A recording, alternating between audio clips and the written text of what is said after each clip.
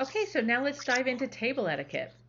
Now, let's talk about, first of all, why this is even important. It's important because you're about to hold the title of Master Certified Wedding Planner, Mhm. and that means that you need to know this stuff inside and out. Now, when you conduct a business over a meal, people are definitely watching you. And the way that you conduct yourself is going to show a lot about you. It's going to show a lot about your character. It's going to show a lot about your professionalism. And it's going to show a lot about your social awareness. The information that we're about to cover is based on proper etiquette here in America, but if you're going to be visiting other countries, I want you to be aware that other countries have different table etiquette, so it's going to be really important that you study that country's etiquette. Now, let's kind of start with the basics. Here's a little tip from me to you. If you're going to be going out to dinner, and it's going to be a kind of more of a professional meeting scenario. I would highly suggest that you eat just a really quick snack before going, because number one, you don't know what the menu is going to hold. There may not be really anything that you want to eat. But on top of that, if you come to the restaurant starving, you're going to be more focused on shoving food down your throat than actually having conversations with the people that you're supposed to be meeting with. Now, you always want to dress appropriately. And so you need to gauge on what type of event that we're going to. Is it an ultra professional meeting at a really nice restaurant? Then we need to look a lot more fancy. But if it's going to be at a restaurant that's not quite as fancy, you can dress down a little bit, but it's still really important that if this is going to be a business meeting, that you still look professional. But if you're going to a restaurant with your friends and family and it's a burger joint, you can, wear jeans and a great shirt. Silence your phone. Really important that you do not have your phone dinging all of the time. It's really poor etiquette. And this doesn't matter if it's business or a personal, restaurant dining experience. Your phone going off like crazy is really, really inappropriate. So, what you might want to do is put your phone on silent and put it face down. Always make sure that you arrive to the restaurant on time. If you have reservations, arrive at the time of your reservations, especially if this is going to be a business meeting. Now, greet everyone there. So, if this is a business event and you're meeting the couple's parents and the maid of honor and best man, then you might want to make sure that you're going in like with your A game and you need to memorize every single person's face and name. That way, at the end of the night, you can say, "Oh gosh, Sally and Joe, it was so great to meet you. Holly, you have the funniest jokes," whatever it needs to be. You're going to remember their names and it's going to have a much more lasting impression on them. And that's really what you're going to want to do. Never place your belongings on the table. Make sure that if you have a briefcase or a big purse that you're putting those things under a chair, under your chair, not just some random chair, but put it under your chair. And make sure that you place your napkin in your lap right away. As soon as you sit down, take your napkin and unfold it and put it on your lap. And the proper etiquette states that you should make sure that the open fold of the napkin is facing away from you. Make sure that you don't tuck that napkin into your shirts. Like that scares me. Don't do that. And when you have to go to the restroom, make sure that you then take the napkin off your lap and place the napkin in your chair. And that basically signals to the wait staff that you're coming back, that they don't need to clear anything or touch anything on your table, that you're just basically taking a quick bathroom break. Now, take a quick look at the place setting. Not necessarily these pictures, but when you are sitting down at a restaurant, you need to make sure that you are kind of sizing up what to expect. So, generally, you're going to work from the outside inward. That's kind of your general rule of thumb here. And, a lot of people are like, well, gosh, which bread plate is mine? I always want you to think of this BMW. So the B stands for bread, the M stands for your meal, and then the W stands for the water glass. So it's going to be, from left to right. So that means your B, the bread plate, is always going to be on your left Mm. hand side. That's how you'll know which bread plate it is, because sometimes when we're at really fancy restaurants and it's super crammed, there's a bread plate like immediately to your right and immediately to your left, and you're like, I don't know which one's mine. The one on the left is yours. Now, if someone uses yours, you can always ask your waiter to provide you with another one. That way you're not stealing the one on the right, because it's just going to be a hot mess going around the table at that point in time.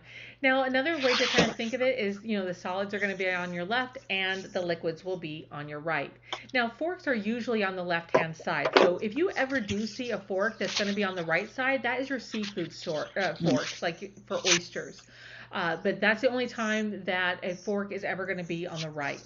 Your water glass will always be to the left side of the wine glass, and that way you'll know what's being used for what. And your dessert fork or spoon is always going to be placed above your plate. Now, when you're ordering a meal, determine if it's appropriate to order an alcoholic drink. So if the host encourages it and you typically would have drank anyway, then go ahead and order one, but make sure that you're limiting yourself to just one. Pay attention, though, to how quickly your host is drinking their drink and make sure that you drink slower than them. Now, it's also important that you pay attention to what the host orders, because this is going to tell you what you should order.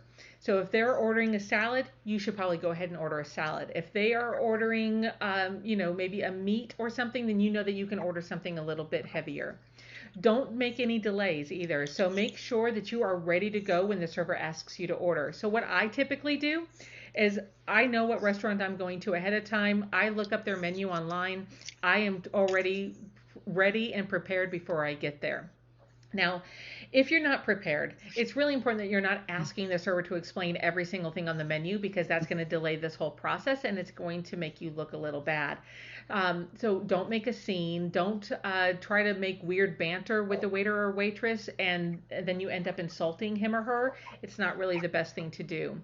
Now, what if you have food allergies? If you have food allergies, it's definitely really important to look at the menu ahead of time and maybe call the restaurant in advance and speak to someone about your options.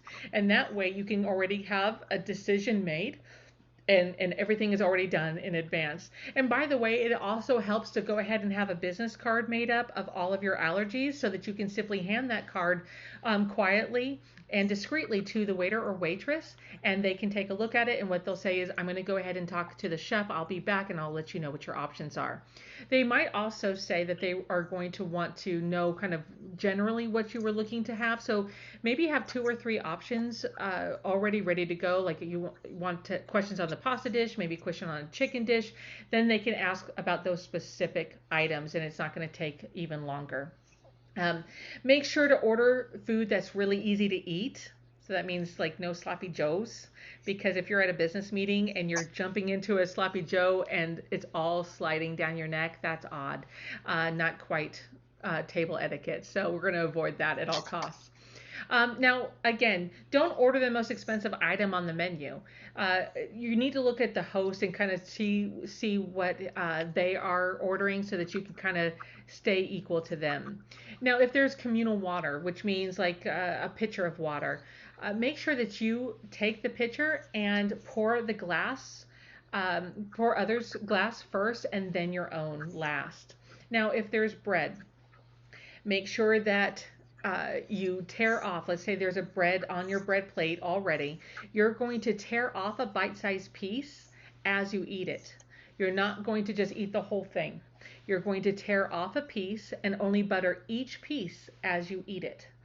I know that this seems counterproductive and it seems a little strange, but I'm just telling you proper table etiquette so that you know exactly how to make it happen. So since you're having to think about butter, here's something that you need to consider. You only should be going to that communal butter dish one time. Yeah. So take enough butter to get you through that entire roll of bread and just place the butter on your bread plate. And that way you can continue dipping from that particular butter that's already kind of yours and not continuing going into the communal butter. Now, if you're the first person to eat bread from a basket, always offer the basket to the person on your left first, and then then take your own and then pass it to the person on your right. Now, when should you eat? Here's the key. You always wait for your host to begin eating before you start. Mm-hmm. Couple of other things when you're using your utensils, because it's really important that you use your utensils correctly. There's the American style and the European style when eating. So the American style, The fork is going to be in your left hand. The knife is going to be in your right hand. Cut one piece at a time. You're not going to cut all of it at once. You're going to cut one piece at a time. And you can then put the knife down on the edge of the plate.